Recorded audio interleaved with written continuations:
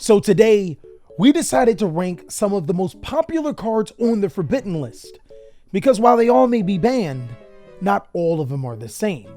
We have 4 different categories today, all the way up to Copium. These cards, yeah, they're never coming off the Forbidden list, at least anywhere near in the future.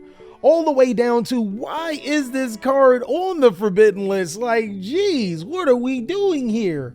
Of course, we have cards that if they get an errata, they could come off the Forbidden list, and cards that could be tested off the Forbidden list because I don't think that they're much of a threat. Today, we're going to be talking about not only why these cards are banned, but where exactly do they rank on this tier list. It's been a really long time since we've done tier list, and I'm excited to be back. Twitch is excited to be back. Let's see where these cards rank. As That Grass Is Greener is a card that I feel you can genuinely test. And here's the reason why.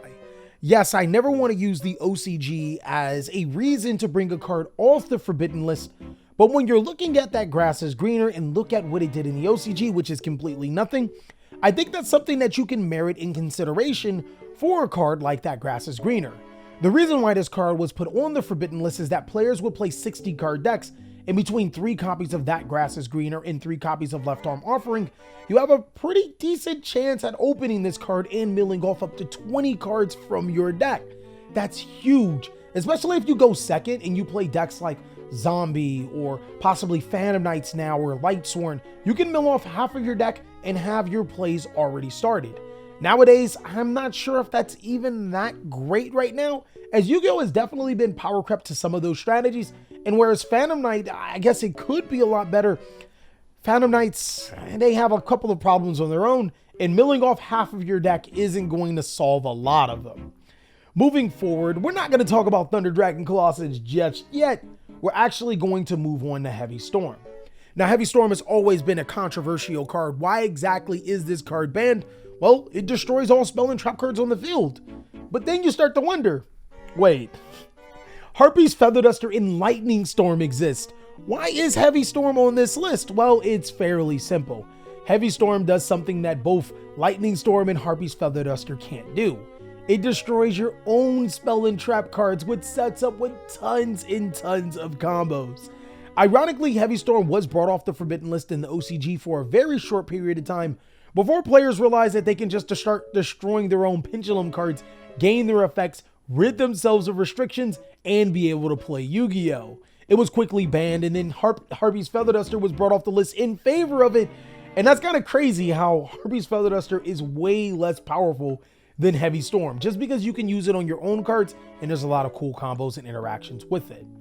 We'll also save Masterpiece for, oh, actually, I'm sorry, this is Copium. This is not if it gets an errata. I mean, the only errata to Heavy Storm would make it Harpy's Feather Duster, so what are we doing here? Or if you were to errata Heavy Storm, it would have to be like, you can't activate the cards you set, and then that kind of defeats the purpose of Heavy Storm though, right? But a card that definitely could get errataed is Topologic Gumblar Dragon. Now, me and my boys, we definitely sat down, and by me and my boys, I mean me and chat, and tried to figure out how could we balance Topologic Gumblar Dragon. The reason why this card was banned is because through making a huge U-Lock, which Goki decks did very often, they would be able to discard your opponent's entire hand. Extremely problematic. Being able to use Topologic Gumblar Dragon's effect on your turn and your opponent's turn, that could pose to be a really big problem. But the out to this, how do you solve Topologic Gumblar Dragon's effect? Well, there's a couple of ways to change this card. You can make it you can only use one of these effects once per duel, but I will also suggest that if you are including that effect, you can only use those effects if your opponent has not discarded that turn. And that's actually how you solve the Topologic Gumblar Dragon problem. It actually goes back to being the useless card that everybody thought it should have been a long time ago. Moving forward, Maxi. Why is this card on the Forbidden list? It should come in a 3. This card's perfectly balanced, right? Wrong. Maxi does exactly the opposite of what a lot of players want Maxi to do. A lot of players think that Maxi is sunshine in rainbows, a card that can come off the Forbidden list because it prevents players from special summoning. Well, the problem with Maxi is that it has no drawbacks, preventing the player from special summoning and then having Maxi in their hand. It actually doesn't do anything to stop that, which is a huge problem. Players will go ahead and establish their board and then hold that maxi in hand, and just when you want to counterboard them with Dark Ruler or more Forbidden Droplet, well, here comes the maxi so they can get their resources back and then just outpower you, meaning that you need to play maxi, making maxi a must-play Yu-Gi-Oh card in every deck, and as we know, that's not healthy. Moving forward, Ancient Fairy Dragon was a part of a couple of really bad decisions by Konami. So I actually wanted to bring Ancient Fairy Dragon off of the Forbidden list until I was prompted that I shouldn't bring Ancient Fairy Dragon off the Forbidden list, and it's for very good reason. Reason why is because Ancient Fairy Dragon is not a hard once per turn, meaning that you can keep looping its effect to shuffle through filled spell cards. Who would want to see that? I think Synchro Monsters definitely need to show where they can shine, and I also think that Ancient Fairy Dragon is a balanced Yu-Gi-Oh card if you fix the fact that pretty much pre-Exceed era, most cards weren't hard once per turns, which means they weren't future-proofed. Ancient Fairy Dragon, if you change it to a hard once per turn search, a hard once per turn special summon, boom, card's pretty much fixed. I think it can come off the Forbidden list without a problem. Yadagarasu is going to be our first. Why is this card still here? I know, if you're a Yugi boomer that still has not gotten over PTSD from Yadagarasu, you're probably wondering, why would I ever put this card on? Why is it still here? I mean, this is the reason why cards even exist in the banned column of the ban list. One of the very first cards and the proprietor of the ban list. The reason why Yada is not a good card is because simply it's just not a good card. You're losing your normal summon. Your opponent needs to not have a hand or a field. You need to normal summon Yada and attack directly. It's just not going to happen. It's not feasible. It's not a great Yu-Gi-Oh card. And Swag Sheephead says, Speedroid, Krite Drake, normal, nuke the field, normal Yada lock. Oh yeah, definitely, because Speedroids is definitely taking over the meta right now. Yeah, gotta see that happen. If Speedroids were able to nuke the field on a consistent basis where Yada would actually be able to do something, then Speedroids would be a lot better of a deck. I'm not saying Speedroids are bad, but there's a reason why it hasn't topped anything, you see? And that's the problem with Yada Lock, is that it seems like a really good card, and then you start to put it in practice and you realize that this card ain't it. Moving forward, Nightmare Mermaid. Oh man. Copium. So the problem with Nightmare Mermaid is that it is way too generic. And it almost feels like there is no way to particularly fix this, because you could say, what can you say? Like you can only use a Nightmare normal monster or a Nightmare effect monster from your main board. But then that still is fairly generic, as Ibli is still fairly generic. I don't think that there's a way in my head to fix Nightmare Mermaid right here. And the problem isn't necessarily its busted effect, because it isn't that necessarily busted. The Nightmare engine isn't amazing. But the problem with Nightmare Mermaid is that it is generic and every deck can play it, and that's why it deserves to be on the copium part of this list. Snatch Steel, guys. I remember when this card came off the list, it was a complete disaster. Players were using Snatch Steel. Yeah, let's go ahead and do it again. I mean, look, if we've ever learned anything, Snatch Steel came off the Forbidden list, I believe, 7 years ago in 2015. That was when snatching your opponent's cards were like really good and almost amazing. Now we're in 2020 Yu-Gi-Oh! Snatching your opponent's cards, it doesn't feel as powerful. I think the big problem with Snatch Steel is that it was searchable, but I just don't see Snatch Steel being that ultra amazing Yu-Gi-Oh! Card that is just the dominant force that it was that will make itself get banned again. I think Snatch and Steel is in a very good spot to come off the Forbidden list. If anything, just be another one of those cards to punish players for making some of those really amazingly busted boards. Kind of like a Mind Control, but better, obviously. But maybe I'm on copium when I talk about Snatch Steel. Zodiac Dryden, mommy. This card needs a hard errata.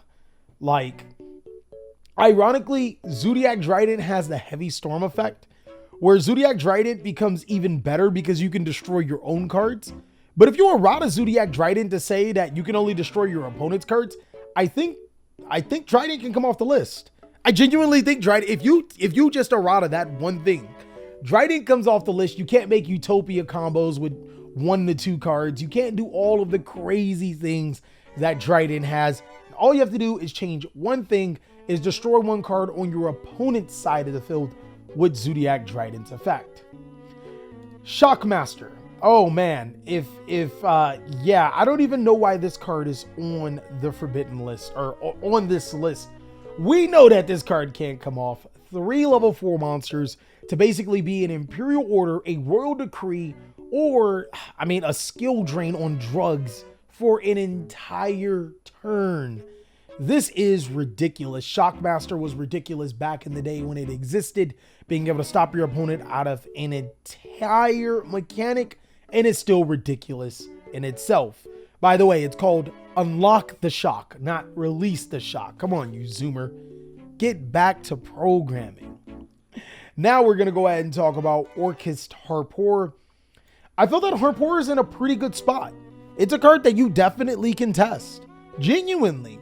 We actually played it in our Perfect Forbidden List tournament. We tested it in a few other tournaments, and Orcust Harporer was fairly disappointing. We're in a Yu-Gi-Oh format where things have definitely been power crept past 2019, and Orcust Harporer, while still being a splashable engine, is nowhere near as splashable as it was before. On top of that, the Orca strategy is definitely struggling right now. Orcust Harporer can definitely give the strategy the boost that it needs, and if you ask me, is actually just taking up precious space on the Forbidden List. Precious ink that could be dedicated to something else. Now let's talk about Masterpiece and why it cannot come off the Forbidden List. I'm sorry, guys. Masterpiece can't come off the Forbidden List for a very good reason. This card's just too damn generic. Masterpiece isn't even great in True Draco. It's better in other strategies that can splash Masterpiece. It's not that Masterpiece can get countered. It's not that Masterpiece is not as powerful. It's the fact that Masterpiece is just one of those splashable cards that can be played in so many different strategies. Look, we had a Masterpiece player or a Sword Soul player effortlessly playing Masterpiece. And what's scarier than Sword Soul currently? I don't know. My opponent being able to summon a Masterpiece, destroy a card on my opponent's side of the field with the True Draco trap card, then being able to destroy a card with Masterpiece's effect, banishing a continuous trap card or spell card, then being able to use Sword Soul Blackout targeting the Masterpiece, but since it's unaffected by traps, just destroy 2 cards on your opponent's side of the field. This is... oh, es no bueno. Mi corazón. That card is... oh, no, no, no, no, no, no, no, no, no. Card a safe return. I hope that this card never comes off the Forbidden List, and it's for one reason and one reason only. If it comes off the Forbidden List, we might get a Lost Art version, and we were talking... oh, do not look up the Lost Art version. Do not look up the Lost Art version if you know what's good for you. But Card a Safe Return is initially a flawed card by its design. It allows you to draw a card every single time you special summon from your graveyard. Is that something that decks can do with ease now? Not really. But the fact that it's non-restrictive, just because it isn't prevalent in this particular format, doesn't mean that players aren't going to find a way to make it prevalent. There's actually a card that models Card a Safe Return in Supply Squad, but the difference between Card a Safe Return and Supply Squad is that Supply Squad is once per turn. Players can easily destroy their cards just as fast as they can special summon from the graveyard. Why isn't Supply Squad being played in every deck? Well, because Supply Squad has a soft once per turn on it, which ironically works really well. Card a Safe Return, if it gets errata to a soft once per turn, then even if you open 3 Card a Safe Returns, it has the exact same problems as Supply Squad. Doesn't really do anything for you. Way too slow in this Yu-Gi-Oh card game. Yes, you get your draw. You still get the same properties of Card a Safe Return, but it doesn't become that overly busted Yu-Gi-Oh card. Moving forward, Summon Sorceress. I think way too many cards would have to get banned to make this card work. Summon Sorceress was banned is because you can special summon monsters from your deck to your side of the field to the monsters that you target. And then you can give your opponent a monster that you can target. You can give your opponent a monster that you can target. Like, oh my god, this card was ridiculously busted. And there are way too many cards in this Yu-Gi-Oh card game that would love to be reinforcement of the army / special summon from the deck to the side of the field for you to pop off with even more combos. This card just makes too many strategies way too consistent. Trap Dust Shoot is another card that you are just complete copium, guys. Complete copium. So Trap Dust Shoot isn't a busted card in the essence that allows you to shuffle a card in your opponent's hand to the deck. Trap Dust Shoot is a really busted Yu-Gi-Oh card because it allows you to see your opponent's hand. That's it. Knowledge is power, and one thing that Konami has definitely tried to stop is preventing you from discarding cards from your opponent's hand and also preventing you from seeing your opponent's hand. Because if you can do both of those, I mean, you can pretty much control the game and win the game before your opponent has a very fun opportunity to play the game. We want you to Imperial Order your opponent, not know that your opponent has several spell cards in their hand to Imperial Order. Come on, big brain. That's how Konami's thinking right now. I feel that Brilliant Fusion can get an errata. This card was originally put on the forbidden list. It's because decks like Thunder Dragon were using it. Predaplat Vert Anaconda would search it. It would special summon Gem Knight, Seraph Knight, which granted another normal summon. But the errata would easily be, you cannot summon monsters except for Gem Knight monsters the turn you use this card effect. Boom. Card can come into 3.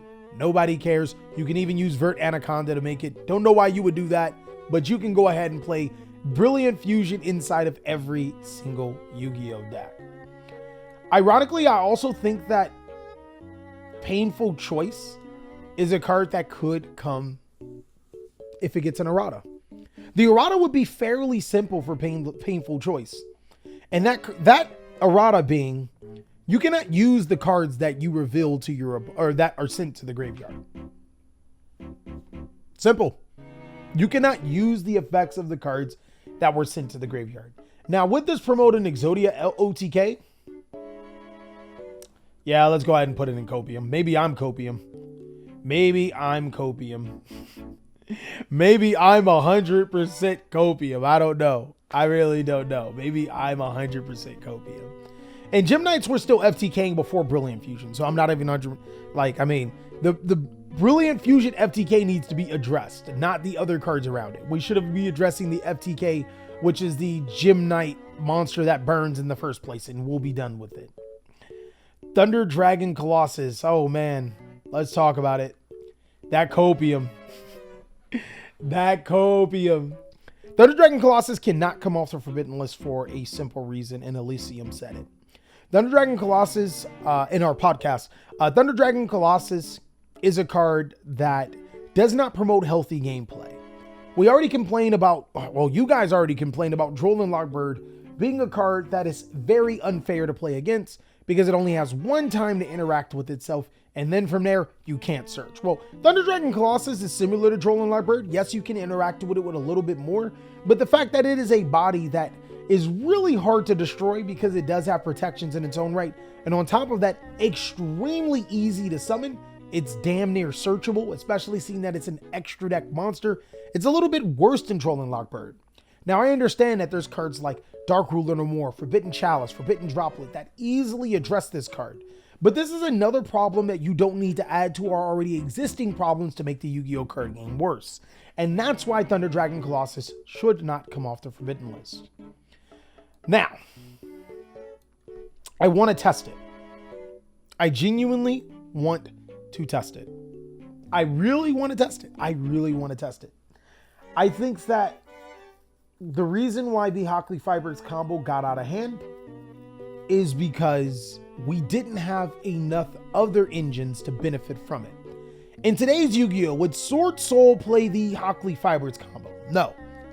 Would Lyrilusk play the Hockley Fibers combo? No. Huh. Interesting. We already know 2 of the best decks in Yu-Gi-Oh would not play the strongest combo to ever hit the forbidden list. I say that with parentheses. So with that being said, could we test those tuners? Could we test those tuners? Is TheCaliEffect Copium? I think it'd be worth to see how the level 1 tuners like Glow Bulb and Jet Synchron feel after, you know, the whole synchro epidemic.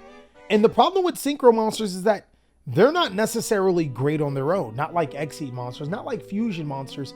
It's because their tuners just flat out suck or banned. And here we are. I want to see what Jet Synchron and everything else is off of that forbidden list. Graceful Charity is literally a worse pot of greed, guys. What does Graceful Charity do? What does Graceful Charity do? Well, allow me to explain it to you. Graceful Charity allows you to take your whole deck, send those cards you want to the graveyard, slap your opponent, take their girlfriend out on a date. She pays for the date, buys you a PlayStation 5, whatever maxed out rarity deck you can, and you win. This card is ridiculous, not because it allows you to draw an additional card, but because you get to discard 2 cards. Like, oh my, like you get to dig deeper and put cards in the graveyard. I think an errata for Graceful Charity. Let's go to the errata stage. Let's go to errata stage. If we were to errata Graceful Charity, you obviously would not be able to use any draw cards the turn that you use Graceful Charity. Draw 3 cards, discard 2. You cannot use the effects of monsters or cards in your graveyard for the rest of the turn. Boom. You fix Graceful Charity. Now you can't do all those other things we were talking about. Union Carrier. Woo! Draw 3 cards, banish 2 actually seems more busted than discard 2. Union Carrier would need an errata, right? Another card that I feel would need an errata. And the errata would be 2 monsters, including a Union monster. Or you can only equip Union monsters. Target a monster on your field, equip a Union monster from your deck with the same type. Card's fixed. Completely fictamundo. Think that the card would be definitely 100% good again and actually be exactly what it was designed for. True King of all calamities. No. This is Imperial Order, but monsters. You guys see the cluster we've been going over? Dealing with monster effects that just blanket negate. Dealing with spell or with trap cards that just blanket negate. Like, what are we doing here? Blanket negates probably should have never existed ever in Yu-Gi-Oh! And True King of all calamities is one of them. Same with Royal Oppression. Blanket negate. It doesn't matter that your opponent can use it. You establish your board and then you flip up Royal Oppression. Same thing with Imperial Order. Same thing with Vanity's Fiend. That's exactly why these cards definitely deserve to be on this list.